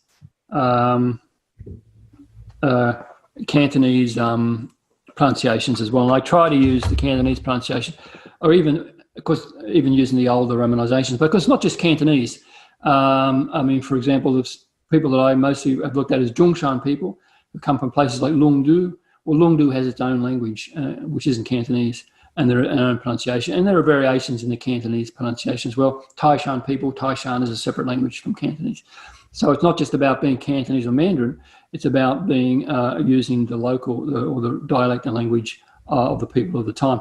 So we try to keep, or I try to keep faithful to those, simply because the criteria being the pronunciation that the people themselves used, rather than an artificial conversion to a modern dialect such as Mandarin, which most of these people, certainly in the 19th and early 20th century, didn't speak at all. But for simplicity's sake, of course, often the glossary will have a pinyin variation as well, or simply the characters so people can read the characters as it is. But I think it's important to try and identify the dialect because it was very important to the people at the time. But it shouldn't be simplified as simply being Cantonese versus Mandarin. It's more than that. I mean, people go on about, oh, Mandarin has taken over Cantonese. Well, Cantonese has already taken over Taishanese and Lungdu. I mean, languages tend to dominate, and Cantonese is just as kind of suppressing other languages as Mandarin is now. It's not necessarily a political thing. It's simply the nature of languages, of people just try and speak a uniform language, just as most of this history, as far as I'm concerned, is written in English, which is, of course, an imperial language, which has taken over many other languages, and we have to, of course, deal with that, but try in the history to bring out the language people actually spoke, which in this instance is quite a number of different dialects and languages, even just within southern China. Well, the most relevant question is the next one from Waning, and I have the same question. What is a Dao law? Diaoluo. Diaolu, the tower houses, the gun towers. Is that what you mean? Diaolu. Yeah. Is that Mandarin or Cantonese? That's probably, it's similar in both Mandarin and Cantonese. My pronunciation might be very, very good, but it's certainly in Mandarin it's just Diaolu. So the gun towers, that's the Cantonese term, using that to call them gun towers, but in reality they were originally watchtowers or gun towers, and then they developed or evolved into a sometimes they were for a whole village to take refuge in. Other times they were just simply a family tower, and the family would live there. I even saw one tower with quite elaborate, very wealthy merchant. He had 5 wives and had a wife on every floor of the tower. The low-ranking wife was on the top because she had to go up the stairs, and the principal wife was on the bottom, so she could didn't have to walk up so many stairs. So yeah, I mean it's a historical term, but in reality, and they varied a lot from different places too. The ones in Zhongshan, for example, are relatively simple. The ones in Kaiping are very elaborate, and they're the ones that have been World Heritage nominated. From Christy says, so what was the process for remittances in country New South Wales? Was everything funneled through Sydney first? Yes, it all had to go through Sydney from New South Wales. Well, unless you were in northern New South Wales, then it could go through Brisbane. But of course, it was all going by ship. So you had to. So if you wanted to send things through, you'd use a store, and the stores were networked. I mean, the stores in New South Wales were all branches and networks of stores with Sydney links. So everybody had to have a link with Sydney or Brisbane, partly to get their goods, but also, of course, to send remittances back. They would go through the Sydney stores, and then from there they'd go back. And the same when you were traveling. If you want to go back to China, you would travel to Sydney, and very often you would spend maybe a night or two or more waiting for a ship. You would spend it in the dormitories that were often located within these stores. Again, the Guangwachong, which is 84 Dixon Street, one of the last of the buildings left in Sydney, had them dormitory rooms in the top, and people could stay there overnight or longer if necessary before taking a ship, because the ships were usually come only once a week. So you arrive in Sydney, you might have to spend a bit of time waiting for your ship. So yes, so remittances and transport. Sydney was very important. It was very much the hub of a network around New South Wales, as was Brisbane and Melbourne. Harry has a question to ask whether they can receive a copy of a PPT. But I know that you have, we recorded this session, so you can always look at the session. And so every slide is in recording. It'll all be part of the recording, yeah. So just view it on the site, including the previous lectures as well as all recorded there. That's right. So you can always go back and to watch and listen. And Kate said, great session. And she has a question: what place, if any, did the white Australian policy play in the Japanese riots during the mid-1920s in several pearling towns, across northern Australia, like Darwin or Broome? Was it about policy or about the Japanese behaviour? It's hard to say. I mean, certainly the White Australia policy would have played a part, because what it did in the pearling industry was it categorised people by race, and it kept the races very separate. I mean, it was a bureaucratic thing. So they kind of, meant that the Japanese pearling crews did certain things, and Filipinos did something else, and the Chinese did something else. I mean, they all had to kind of fit within this policy. And so it did tend to exacerbate some of the tensions, but exactly what causes race riots and things. I mean, you can, certainly the White Australia policy was part of it. You can't say it had nothing to do with it, but by and large there was a sense that, the Chinese were being seen more and more to be aggressors, particularly from the Chinese point of view, and the Japanese in the pearling areas were sent to be the elite because they were the divers. And so they often acted, or accused of acting, very arrogantly and so forth. And how true that is, I don't know. But I know that that were the accusations and so forth, that they were kind of felt that they were better than others. And certainly they got better conditions because the Chinese embassy went into bat for them right from the beginning of the White Australia policy. The Chinese Empire and the Japanese consuls and Japanese Empire pushed and pressured the Australian government a lot to make sure that Japanese got a better deal, and they by and large did. And so the Chinese would have resented that because the Chinese consuls didn't have the same influence, certainly not in the early days. And the Japanese consuls are pressuring the Australians because they're pressuring the British. The Japanese Empire was for quite a while ally of the British, and so they would write directly to Britain and get Britain to put pressure on Australia. And so the Japanese got treated a little bit better for quite a while. And the Chinese would have been aware of that, of course, and that would have caused resentment, even apart from what Japan was beginning to do more and more in China itself. So in relation to that, did Japanese business, and other interest in fishing and pearling industries, did they see themselves more aligned to white Australian policy view on Chinese? So they see them like more superior to Chinese?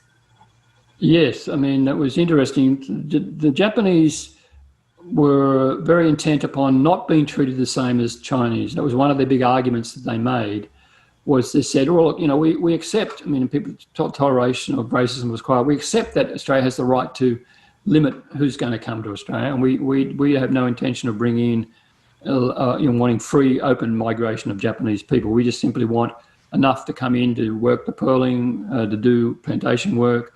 We want our merchants to be free. But what we don't want is for you to say, this is the White Australia policy, for you to say that we should be treated the same as Chinese.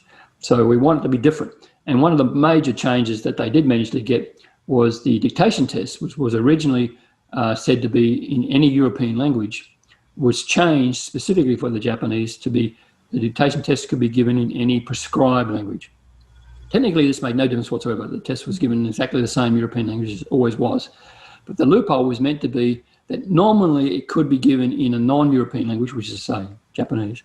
And for the Japanese, that meant that it was no longer a matter of Europeans versus the rest. It was like the world. And if Australia wanted to treat Japanese differently from Chinese, that was okay, as long as Japanese weren't lumped in together. So it was very much a race argument from the Japanese point of view. And they were very keen not to be seen to be the same. And again, Chinese knew this, of course, and were quite resentful about that as well.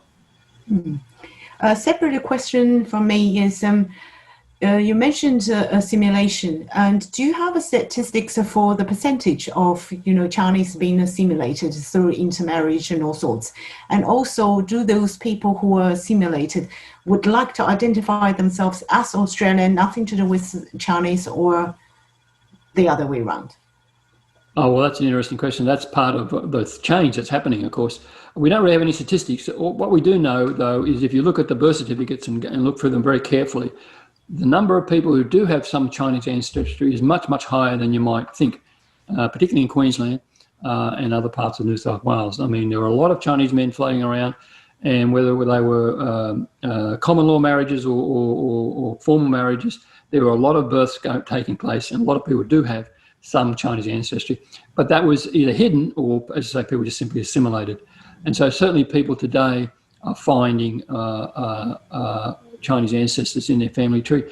Up in the 60s and 70s, when that was discovered, people were often horrified. It was similar to finding a convict ancestor. People didn't want to know about it. Nowadays, it's much more likely people want to know about it and are very interested. And so quite a lot of people make inquiries trying to find out more about their Chinese ancestors. And unfortunately, very often, because of that assimilation, because of that veil of secrecy that happened in a particular generation, they often don't know very much. They're very lucky if they have a name. The name is just in some Romanized form. They don't have characters. If they're lucky, they might have a bit more information. Some people are very lucky if their ancestor left a big paper trail, usually a merchant who has businesses, then they can find out quite a lot. But most people don't really have a lot of information, but they are increasingly much more interested and want to find out as much as they can about that, because things have changed. Australia is no longer as narrowly white as it once was, and so people accept the idea. And some people go to the other extreme. They finally have a Chinese ancestor and they go all Chinese and decide that they're Chinese, and they go off to try and visit a village and try and find out as much as they can about Chinese culture, even though they weren't particularly brought up in that way. I mean, people will take these things in various ways, but certainly it's true that a lot more people do have some Chinese ancestry than might be than they might think. If they do a lot more DNA tests, they probably find that out. From Ken, for contemporary perceptions of Chinese, you mentioned hardworking Chinese and nationalistic Anzac soldiers as the two main ones. Is it there a return of the yellow horde mentality that sees China or Chinese as influencing Australian foreign influence in a bad way? Well, possibly. I mean, certainly this is mixed up, of course, with the rise of China itself as a great power, and unfortunately, there is still a large percentage of Australians who are fairly ignorant of the diversity of Chinese, and who don't realise that there are many Chinese people who, of course, aren't born in China, aren't Chinese nationals, never were, and are quite separate, as well as people born in Australia and have different views and different ideas. So they tend to lump things together. But this is all mixed up with a lot of other attitudes as well. So you've got the rise of China as a power, but then you've got people are so ignorant they can't even tell the difference between Chinese people and Asian people generally. So you're tending to get a rise of the Asian Australian idea and kind of lumping people together as Asians. And this is a more, not necessarily a negative idea. In fact, in many ways, it has an advantage, but because it just simply sees that there's a diversity within Australia, which makes it harder, I think, to return to any of this very hardcore yellow peril idea. I mean, in the period I was talking about in the 20s and 30s, people would unashamedly look at someone who looked Chinese and just simply make all kinds of assumptions about them, regardless. Nowadays, if you do that, you're likely to find yourself in big trouble, because you're just not going to. It's just not going to be true. You just have no idea what a person who looks Chinese what their background might be, and how Australian-born or otherwise they are, what their relationship to China, and this has to penetrate. Because the other big difference is that people of Chinese heritage in Australia are far more middle class. You can get away with a lot of stuff back in the 20s and 30s because most Chinese of Chinese heritage were working class, and people habitually treated people working class back much harsher, and they were forced to tolerate an attitude which we wouldn't tolerate today. Middle class people, of course, don't tolerate that kind of thing, and so there's no matter if there is a tendency to try and be anti-Chinese in Australia, it's going to get, it is getting a lot more pushback. You can't get away with very much without a big pushback and without people flaring up about it. And that's all to the good, of course. It helps make any kind of that kind of animosity or any kind of that one-sided bias or racism very much a minority thing. And I don't think it's got much chance of developing anywhere near to the extent it existed in previous generations. At least certainly that's my hope. And I think that's one of the lessons of history anyway. So things are not, I mean, things can be the same. We look a lot from history, but it's not always the same. There are differences. Kate has a following on question about Japanese 1930s and 20s and 30s. Was it because of their maritime industries, across northern Australia, what they were doing, pearling fishing, was seen as a higher status than what was perceived as a Chinese, professions like market gardeners? Oh, no, I don't think so. I mean, most people didn't know much about the pearling. In those pearling communities, the divers had more respect, and most of the divers were Japanese. But there were other Japanese working in other areas. Not many. I mean, the Japanese were nowhere near the numbers of Chinese people. I don't think there was that much division. I mean, people, apart from the divers, by the 20s and 30s, most Japanese in Australia were only a few merchants. And so they had more status, and of course they were merchants and wealthier. Whereas Chinese, you had, of course, merchants who were wealthier, but you had a much larger number of people who were doing a more diverse range of work as market gardeners, whatever. And that's where the status comes in, the perception of who people are. With the pearling industry, well, not all divers were Japanese either. Many of them were from the Philippines or from Indonesia, what's now Indonesia, and the islands and so forth. And the Chinese were very important in the pearling industry as well. They may not have been divers, but many of them owned the luggers or they ran the businesses, and they also did the buying and selling of the pearl shells and the storage and so forth. So the Chinese were very important in the pearl shelling industry, even if they weren't actually divers very much at all. I suppose you answered a part of this question, still Kate's question. Why was pearling an exception regarding labour force employment? Did this contribute to increasing localised union unrest against the Japanese workers in a different way to how Chinese were perceived? No, it wasn't. The reason why the pearling industry was an exception was because they just couldn't get white people to do the work. It was just too hard. So in various industries, they did try. They did bring in all kinds of things to try and recruit white divers to try and eliminate. If they could have, they would have. They would have eliminated any non-white workers from any of these industries if they could. But they just couldn't get people willing to do that kind of hard work. Able to it's very dangerous work and a very high mortality rate. I mean, many of these Japanese divers came from poor fishing villages in Japan. Again, like people coming from villages in China, they were doing it because of the money, because they could support their families. But many of them never returned. I mean, the cemeteries of Broome and Zion are littered with the dead, the remains of the divers. So yes, it was just purely a matter of convenience. If they could have, they would have made all the pearling industry done by white workers, as they tried to do with other industries, and they just couldn't get away with it. And so they just had to accept a higher level of non-white workers coming through the White Australia policy. They didn't like it. I mean, you can see in the administration that they resisted it whenever they could. They tried to make it hard for people. They tried to make sure that the people were returned once their labour contracts were finished. There was a lot of making sure that people returned, didn't stay in Australia. A lot of the bureaucracy is about that. Arguments about sending people away, or if you lost your job as a diver for whatever reason, you're meant to leave Australia as soon as possible. So they were very concerned to make sure people didn't stay. But they did have to accept that the work was going to be done by people who were not white, for that reason. They couldn't get the workers to do it. Well, there are reasons behind every sort of a circumstance. This is so fascinating. Lynn has a question concerning her family. My grandmother was Australian born and her husband was born in China. 2 of her 7 children were born in Hong Kong in mid-1930s. according to copies of her documents, she was told that they had to return these 2 children to Australia in a certain time frame before they turned 3 years old. Would this have been due to white Australian policy? Yes, I mean that's interesting. I would like to see that kind of document, because that kind of policy is very inconsistent. It's very hard to say.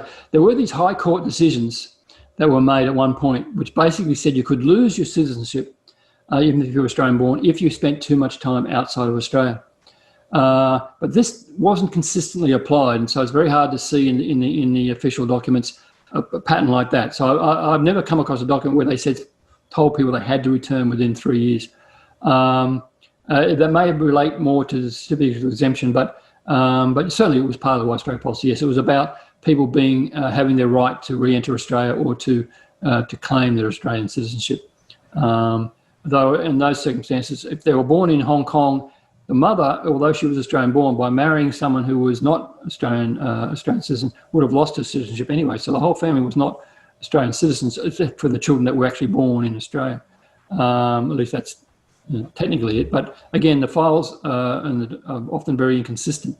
And it's very hard to know exactly which way they're going. I wouldn't mind having a look at that file to try and figure out exactly what they meant by saying they had to come back within 3 years. I've never seen anything exactly like that. It may have been simply that it was about to expire. The certificate of exemption did expire in theory after 3 years, but in reality, people let them expire and they just got them renewed again. It may be that, but that doesn't sound appropriate for children. But by and large, that didn't mean anything. The 3-year limit, it just because they would simply renew it on payment of a £1 fee. Most cases, anyway. Right.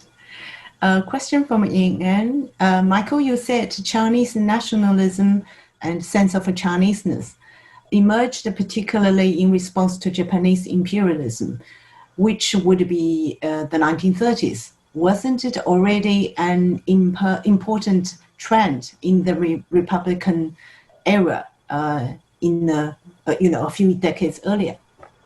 Well, as far as the Kuomintang were concerned, yes, they were trying to beat it up. But that doesn't mean it was necessarily true among everybody. I think you found people who weren't always as concerned. There were those who were quite keen to see the Republic and did begin to think of themselves as Chinese. But I think for a lot of people, they were quite indifferent until the Japanese encroachments began to kind of make it seem more of a threat, and people began to get more concerned about it. So I mean, it's very hard to identify these things and say, it's definitely this way and that way. But I wouldn't necessarily take Kuomintang propaganda, nationalist propaganda, as the key to how people thought of themselves. I mean, I know the Nationalist Party, and that's why I call themselves the Nationalist Party, are very keen to make all Chinese see themselves as Chinese, because that's part of being loyal to the party, part of being how they were going to. I mean, they were fighting to get dominance over China in the 1920s. So naturally, they emphasised the Chineseness of everybody. In order to enhance their party's rule. But that doesn't mean that everybody was necessarily going along with that. And again, it was a generational thing. I mean, obviously younger people born in that period, yes. Older people, maybe not. But again, it's very hard to be definitive about that. But certainly with the encroachments of Japan, you find people starting to really get involved, form groups, again, with the Nationalist Party behind it, form groups to emphasise the need for China to defend itself against the encroachments of the Japanese Empire. And of course, naturally, that enhances a sense of being Chinese as opposed to merely being from a particular village or dialect or whatever. But nevertheless, people's identity on that basis was very strong and continued to be very strong. I mean, people didn't let their daughters marry anybody, even as late as the 1950s and 60s. If you were from Zhongshan and my daughter was from Taishan, you're not getting married. They might all be Chinese and they might well hate the Japanese, but that didn't mean you're going to marry my daughter. I mean, so the sense of identity was worked on a variety of levels, and I think we need to be aware of that as much as we can, given the evidence we have. Christy has a very specific question for you.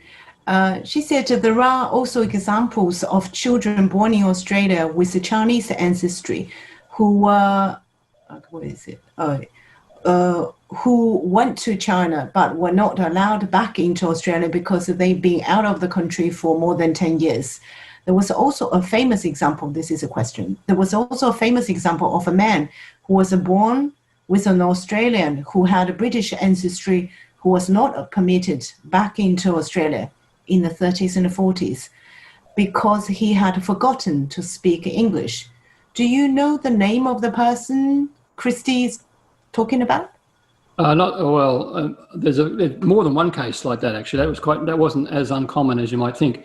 So I said there was a High Court ruling that did specifically say you could lose your citizenship nominally, but the funny thing is that wasn't. I mean, the customs officials kind of conveniently forgot that. I mean, so certainly there are cases where people were being told, "Oh, you've been away too long," but then you've got cases the next year where they've been allowed in. Oh, yes, these people are Australian-born.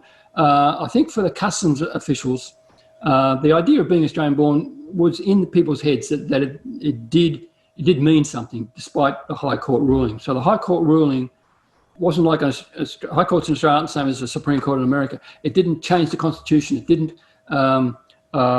make for a law that people had to follow. So while there are instances of people being told, yes, you can't come back to Australia because you've been away too long, there are plenty of instances where that's no problem at all. And it included people who had forgotten their English. Yes, there were quite a number of people who were born in Australia, taken back to the village, grew up in the villages or in Shanghai, wherever, and then came back to Australia. And some of them, some of them were mixed race. Their parents, their mothers might well have been white, and so they didn't necessarily look very Chinese. So there are quite a number of cases of people who didn't look Chinese at all, but only Chinese, and then we arrived in at customs and said, well, I'm Australian-born, you got to let me in. And saying that presumably in very broken English. And so this caused a lot of trouble with the customs who didn't know what to do. And so there was identifications, there was all kinds of rigmaroles going on. And there was quite a number of cases like that, but there were instances of them, yes, they were allowed in, and others weren't. Again, some cases, the reason why some were and some weren't is very hard to determine. There are also instances of people who weren't Chinese at all, but were adopted by a Chinese family, and either grew up in Australia with knowing Chinese, Cantonese anyway, or who were, in a couple of instances, taken back to the village and grew up there and came back. So they were Chinese by family, by their thinking, but genetically weren't Chinese at all. There's a few instances of that. The most famous, of course, was Senator Backup in Tasmania, Tasmanian senator, who was not of Chinese origin, but was an orphan who was adopted by a Chinese family, and including the name Backup, which was a rather strange Chinese name, but nevertheless the one that he used. Question from Juanita. Thanks, Michael, for a thoughtful talk. You are the best yet, I think. So Juanita is curious to know how you got the figure of 2,000 Chinese buried between 1900 to 1940. Well, that's in a secret document that's buried away in the archives of Rookwood Cemetery. We're trying to dig it out of them. I mean, we need to know that she's been doing good work with the state archives. I'm also negotiating with the state archives. So this is a document that was in originally Rookwood Cemetery, like many cemeteries in Australia, were divided into sections by religion. So the Anglican section was given control of the Chinese section. So Rookwood has a very large Chinese section, and they had a nice book, a nice big thick book, where they recorded every single burial in that cemetery. And I've seen the book, and I've gone through it all and added them all up. So I've got the statistics from that one cemetery. That's Rookwood Cemetery, so it's the main cemetery in Sydney. It does include regional New South Wales. And I've added up all the burials from the 1870s through to the 1940s that were recorded in that book. Unfortunately, that book isn't available at the moment for other people to look at because, as I say, the Rookwood Cemetery Trust has taken over the Anglican Trust, and they've taken over the archives, and they haven't seen fit to make that accessible just yet. But the State Archives, as I know, I'm aware of, is negotiating to make that book at least digitise it, or maybe make it transferred into the State Archives where other historians can look at it. But that records all burials in Rookwood Cemetery from and returns to China in red pencil. Red ink through each one that's done is a marking that says return to China. So you can calculate not only how many burials there are, but also how many were actually dug up and returned to China. And that's all recorded in my book as well. based on that one particular archive. It's quite a lovely source, and hopefully it'll be more available soon. So that's where I get the figures from, and you can welcome Juanita to go and add them up yourself when the book becomes accessible.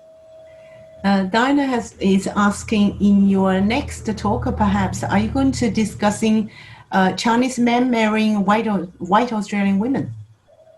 Probably not, partly because that's been done quite a lot by Kate Bagnall and some others, and Sandy Robb.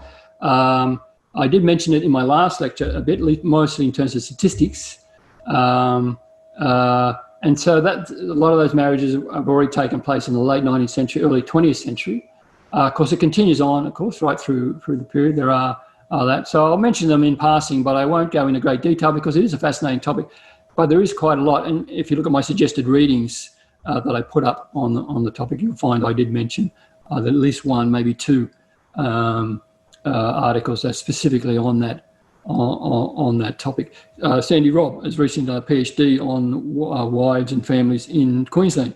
Very, very fascinating PhD, which is online. People can read that. Of course, Kate Bagnall has done a lot of work on that, and there are a number of other writings as well. But again, it's one of those topics that this is a very general overview, and so I can't go into great detail on very specific topics, but I certainly like to. And certainly it's very important. That's why I mentioned women in the villages, and particularly because, again, that's where most of the women were, women within these family groups. Marriages in Australia, of course, the ABCs, again, very important in terms of people's choice, and these were very often mixed race people. People with mostly, not always, but often with white mothers. And the boys were identified, like Billy Singh was part Chinese. You can see he didn't look 100% Chinese, but enough to be identified as Chinese, but he himself chose not to be involved with the Chinese community. We don't know really how many people there were in that situation who simply lived life in Australia without much regard for the wider Chinese community or linking in. But we know there were people who changed over their lifetime. They might have grown up in a group where they were the only Chinese family, and then decided to move to a place like Sydney, where suddenly they found themselves part of a wider Chinese community. There are examples of people doing that, for example. A couple of more questions, Michael. We're getting there. You can see so many people are so interested in asking all these questions. One is from Philip. Was there any central monitoring or surveillance of Chinese migrants across states pre-Federation? Not really. Pre-Federation, they were mostly involved in their poll taxes. It was interesting. There was a case, for example, the Victoria-New South Wales border was interesting. There was a poll tax, of course, but what you had was, of course, the border, like the border is today, if you try and shut the border between New South Wales and Victoria, you cause a lot of trouble, as we know now with COVID at the moment. It was similar. And so when New South Wales introduced its poll tax, which was higher than the Victorian one at first, there was allowances made. There were Chinese men living on the New South Wales border who worked in Victoria. They would come across and do the grape picking or come across and do gardening. And the customs people on that border let them without making them pay the poll tax. On the other hand, if you were a Chinese person who came down from Sydney that they didn't know, then you're supposed to pay the poll tax. And when someone was a bit over officious and started trying to block people from crossing the border, the Victorians complained and said, "What are you doing stopping our Chinese from coming across? We need them to do workers." So people were fairly flexible. There wasn't monitoring.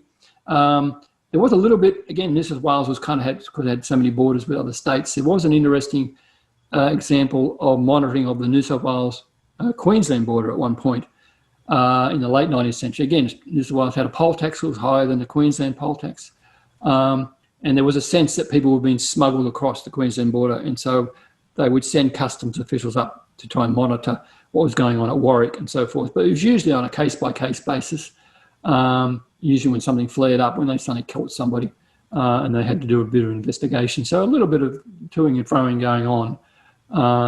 But by and large, it was more for show. It would suddenly blow up and it would be in the newspapers and some politician would get involved. So they'd send somebody off and then it would all die down again and just be a bit inflexible. I mean, really, we don't know how many people end up paying these poll taxes. When we go on about the poll tax, the £10 poll tax in New South Wales in the 1860s, from some records, virtually nobody paid that tax. I mean, it's a big thing in the history. The poll tax, very discriminatory, blah, blah, blah. But did anyone actually pay it? Maybe 6 people in any one year, according to some records. We're not really sure. So again, and same certainly with the Queensland one. Again, we know they introduced various poll taxes in the 1870s.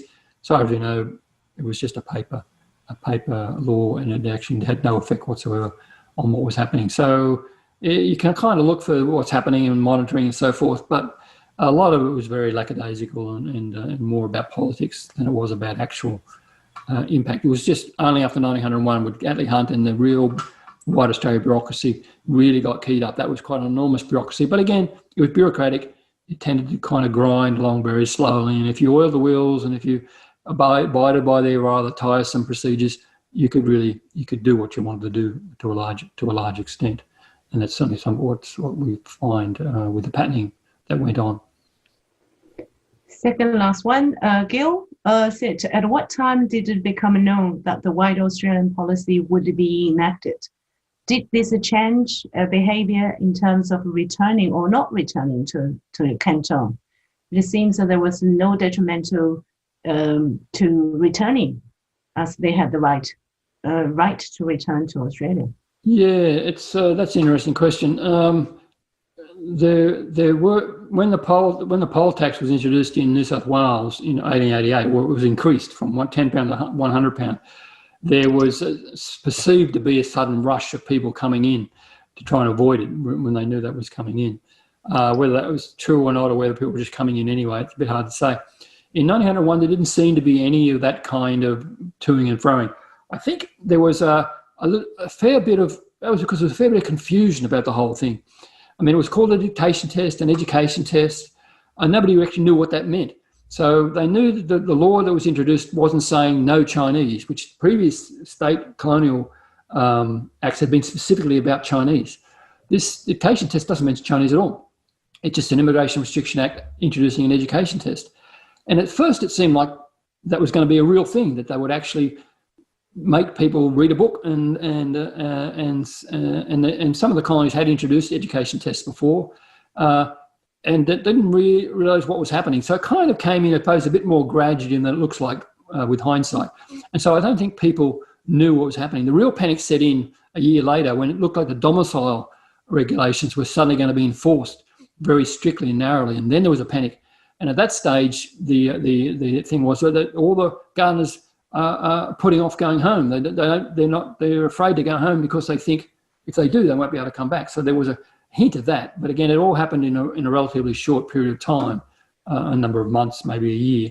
And so whether there was it's hard to tell in the statistics whether there's any obvious variation numbers going back. There's no clear evidence of that, but the people are saying in letters, they're not going home, they're afraid. But people did. There were certainly people who did go back, and then they had the right letters saying, well, I went back before you changed the law, and can I come back in anyway?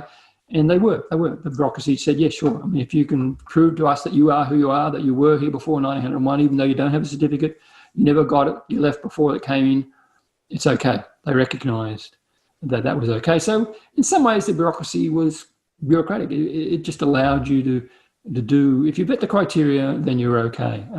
So they weren't too bloody-minded about it most of the time, although occasionally there's certainly instances of that happening. I'll have the last question myself. You mentioned, contemporary change of mind or change of perception looking at the Chinese Australian history. One is seeing that as victims, and the other is more like a nationalist.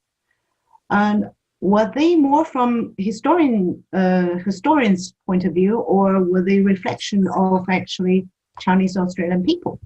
Yes, I mean, I think this is much more a reflection of people, not so, Chinese Australians, so family historians, people kind